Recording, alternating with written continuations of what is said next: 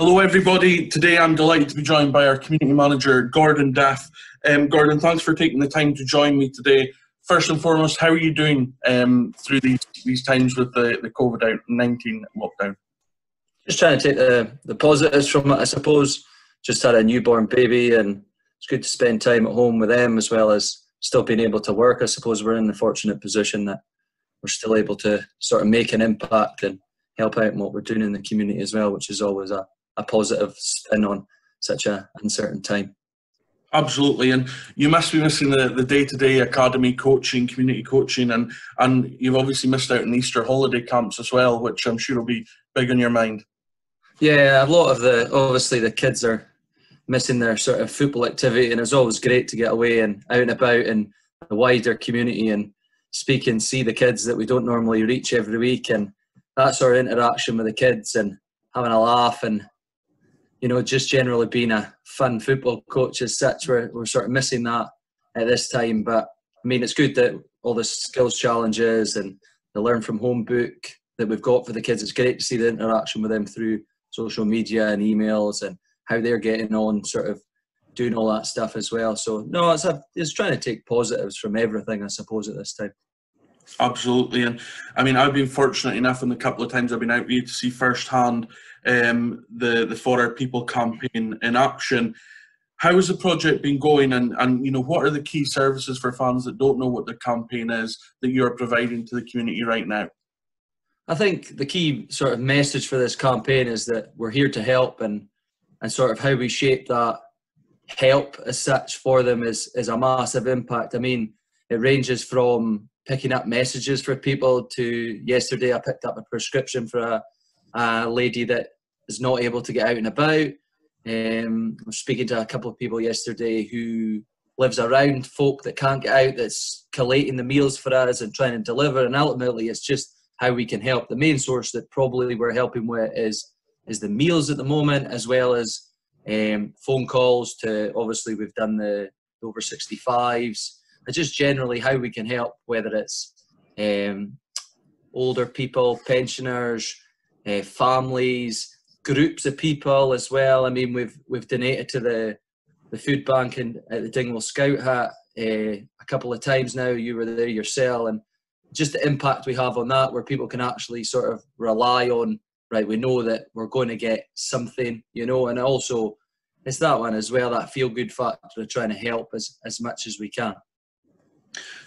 Has the reaction from the For Our People campaign, has it just reiterated to you, I know it certainly has for me, how big a part the club plays in its local community, in the Dingwall and the surrounding areas?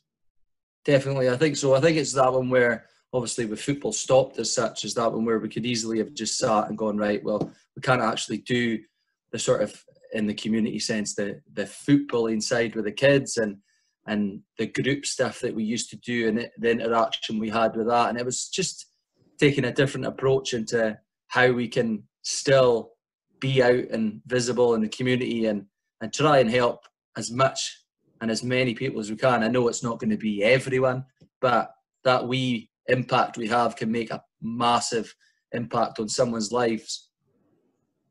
And Gordon, I know this is probably a bit more of a difficult question, but given the nature of the unprecedented times we're in, has the demand for the service that we're providing surpassed your expectations? Is it below expectation? Where are you sitting right now on that? I think from when we looked at it initially, we kind of thought maybe 25 to 50 meals a week. Now, that's just looking at in sort of the Dingwall and vicinity area. Since we started it, I reckon we're probably touching 100 meals a week, which sort of pushes the impact of there's actually people that need it. And even to the sense of people who are not working, you know, maybe these people are just the same as what we are, you know, they've unfortunately been moved on from their jobs or anything like that, where from the outside you might think they'll be all right, when in fact that in this unprecedented time they're struggling as well. And it's that one of how we can help them. And I think it surpassed my expectations. I mean, the phone calls and the emails we get, just from people who have heard it from people as well in Dingwall, you know, that need the help as well. And I think it's sort of the word of mouth spread it through people within their streets and friends of friends as well that maybe need that wee bit of help at this time. And it's a positive pick-me-up for them at times, you know, just that one where they can go. I mean, one of the ladies yesterday was like, oh, it's great to know that my fridge is full, you know, and just that wee bit where the uncertain time and they're thinking, right, I can't get out and what am I going to do? And that worry, it sort of suppresses that worry for them, you know, and helps them out. And that, again, it's just that one where trying to see and get the message out there as much as we can. Absolutely, and it is a great job that you're doing at the moment. But it can't be forgotten that this is merely a huge extension on the strides that we made in the community work in the past year with the schools programme, with the road shows. We're really getting out and connecting with our community. And this just comes in and plays a part in a different format because we're in a different scenario right now. 100%. I mean, it's just that one, taking a different perspective of what the community sort of reach is. You know, before COVID, it was that one where we were out and we had a physical presence within a wide range and various avenues within the community, whether it's, as you were saying, the road shows or our schools programme and our after school curriculum stuff, as well as even just general academy activities and kids coming to play. And it's just taking that different approach to it this time and going, right, well, what are we doing and how can we help again? Absolutely, Gordon. You obviously became a first-time dad not long before lockdown kicked in. How have you been managing with becoming a first-time dad in the midst of what we would call all the chaos right now? I think the key message for me and the missus is a routine, you know.